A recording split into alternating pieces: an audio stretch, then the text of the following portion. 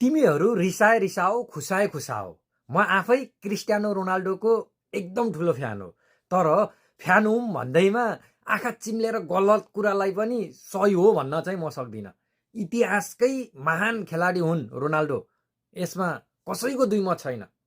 तर फुटबल भावनाले होइन, मैदानको भ्युचल र प्रदर्शनले जितिन्छ। यदि यही शैली र यही रोनाल्डो केन्द्रित खेल मात्र भइरहने हो भने पोर्चुगलले विश्वकप जित्ने सपना चाहिँ अहिले मारे हुन्छ। टिमलाई बचाउने हो भने कठोर निर्णय लिनै पर्छ। यो तपाईँहरूलाई पनि थाहा भएको कुरा हो।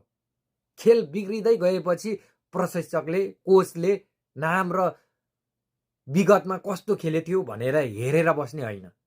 सधैँ सिधै मैदानमा रिप्लेसमेन्टको आँट चाहिँ देखाउनु पर्छ, चाहे त्यो क्रिस्टियानो रोनाल्डो नै किन नहोस्।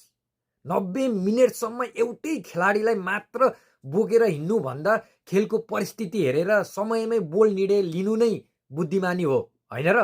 रोनाल्डोबाट सम्मान र क्रेज आफ्नो ठाउँमा छ, तर पोर्चुगल टिम र कप भन्दा ठुलो कोही पनि हुन सक्दैन।